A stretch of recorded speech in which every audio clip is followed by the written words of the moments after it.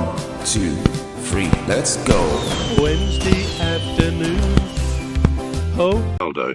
To put that into perspective, one single month of Ronaldo's salary, which happens to be 260 million euros a year. So one single month of Ronaldo's salary would equal roughly 21 and a half years of Bonmatí's earnings. Now, I mean, I'm not making a point here, and no one else earns as much as Ronaldo. What's that, like £20 million a month? I mean, can you imagine?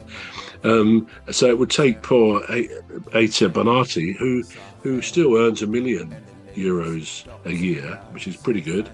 It would take her 21 years to match Ronaldo. And I think if it says anything, it says how crazy at the top level there, the top end. I mean, he's over 40 now, isn't he? Still a good footballer, still in the World Cup, I believe. But to earn 260 million euros a year, well, I'm all for people making what they can. I don't blame him. But the system that allows that doesn't seem to be sensible to me. But all credit to that young lady for winning the Ballon d'Or, and I'm pleased she's coming to this country where we can admire her skills. Yeah, wow. It's it's not fair, is it? But what can you do? Such is life. Such is life, isn't it? Yeah, but it is coming of age, though. The women's football, I think, is coming. It's coming along. It is. Yeah, it's coming along. Coming along where there's more talks of it and more engagement, more involvement. So hopefully we'll get there. We'll get there. Hang on, ladies. We'll hope we'll get there someday. We'll talk about with female football like we talk about the male football at some point. I believe in the future. Yeah, we'll be able to. But did you see, incidentally, on women's football, that Tony Bloom, the excellent, if I may put it that way, owner of Brighton, despite them being Palace's rivals, he's now committed to building pretty much straight away, starting it now, a separate ground for the women adjacent to the Amex. I mean, it's beautifully situated, the Amex. I mean, okay, there's a busy road one side, but it's just green countryside the other. So they can clearly build the women's stadium in there, which makes a lot of sense because although, like all the teams, the women's teams, they play in the men's ground sometimes, they don't fill them. Obviously, it's not yet the level of necessary interest, but they can fill some of these smaller stadiums, which I think is what he wants to do. So it's very good from the women's game point of view that one of the good owners of a Premier League club is financing a ground just for them, right next to the men's one. So that's a good step up and might encourage other Premier League owners to do the same thing. Absolutely. And we want to follow more of the women's football as well, support and give them the support that we can in every way that we can as well. Yeah, so good luck to them. Now we move on to Manchester United, the enforcer. So Edison, who I don't think I've ever heard of him. Me neither. Okay. I'll be honest, yeah. I know I saw everything that we have signed him. Right. I don't know much about him, I'll be honest. Apparently he is good, but we won't really know until July, August time when we do pre-season. That's the only time we will find out his actual ability. I've seen some clips, but how he plays. At the end of the day, they're clips. I'm not gonna go watch the full match to determine that, but clips are clips. You can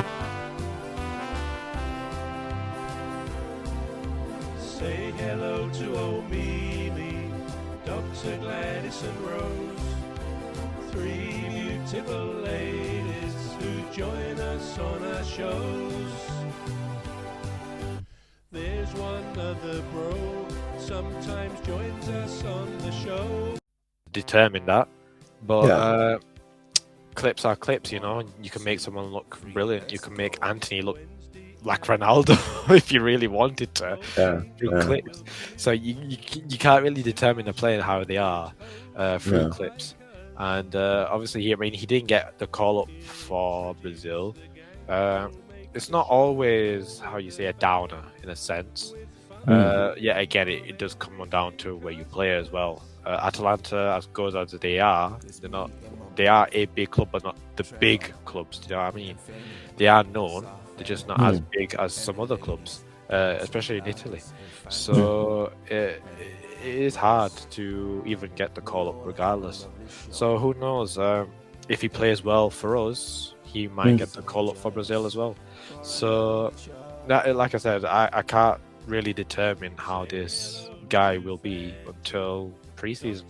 You know, that's a very good, honest, and a good analysis.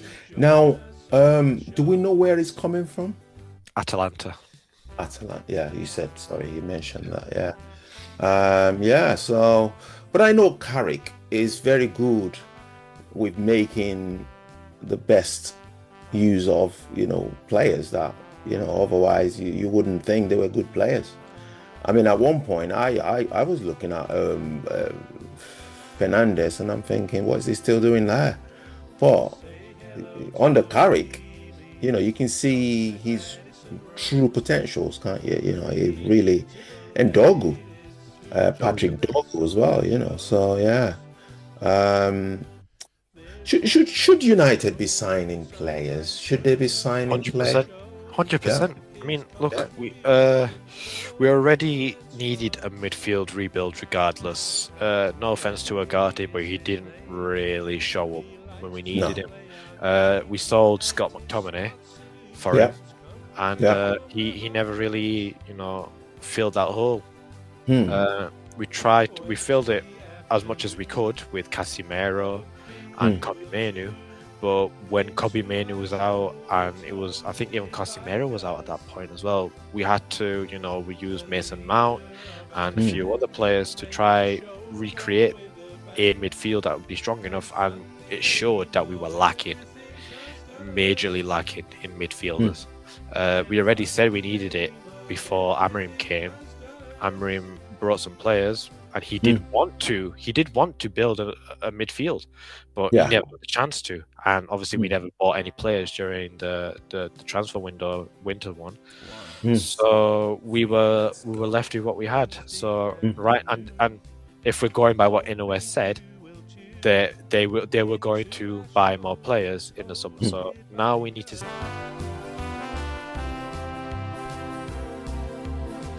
hello to old Mimi, Dr. Gladys and Rose, three beautiful ladies who join us on our shows.